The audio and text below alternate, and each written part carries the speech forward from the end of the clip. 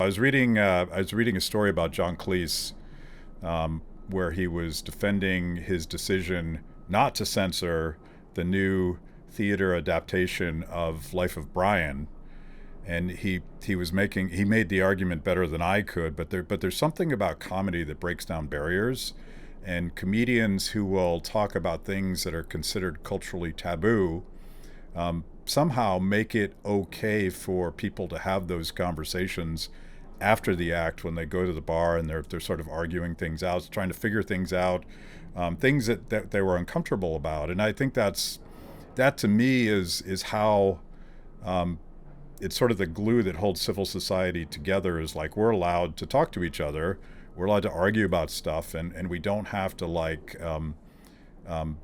get permanently separated. I'll never talk to you again every time we disagree about politics or anything else.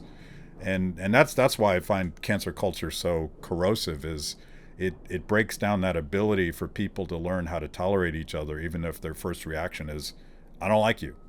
What part of the Life of Brian were they trying to do away with? There's the part that they want to cancel is the skit in the middle of it where the one guy decides that he wants to be a woman. Oh, come on. And yeah, can you imagine? It's 1979 is fascinating. I used to say that sci-fi predicts the future, but I think that perhaps comedy predicts the future. And there's this part where there's a guy sitting there and says, "I want to be a woman," and the John Cleese character says, "But you're not a woman." And said, "Why do you want to be a woman?" And he says, "Because I want to have a baby." And John Cleese says, incredulous, "But you can't have a baby. You're a man."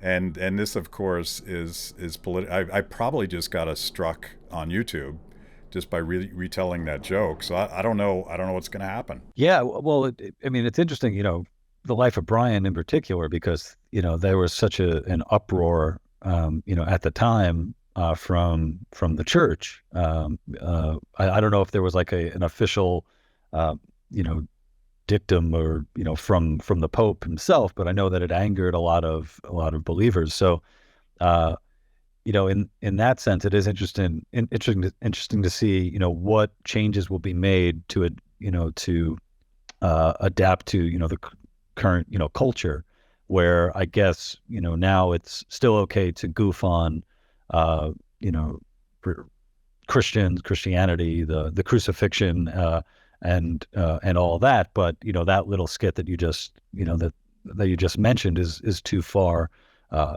It wouldn't be right now. So I think I think that it obviously does a disservice to the work, because I mean there is something to be said about something that was made over 40 years ago that still holds up. Like that scene is still funny, and it's actually rather prescient too. Like just seeing like where we are today and the arguments that we're having.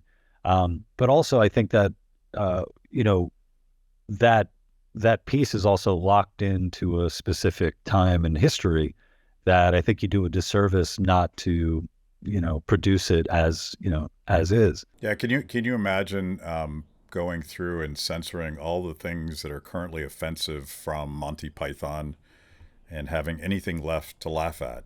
Right. No, I mean, really, it's a really good point. Once by accident I bought an Eminem album at a Walmart, and they took all the fucks and shits out of it, and there was nothing left. And I took it back. I'm like, this is broken. You took all the music out of this thing that I wanted to listen to.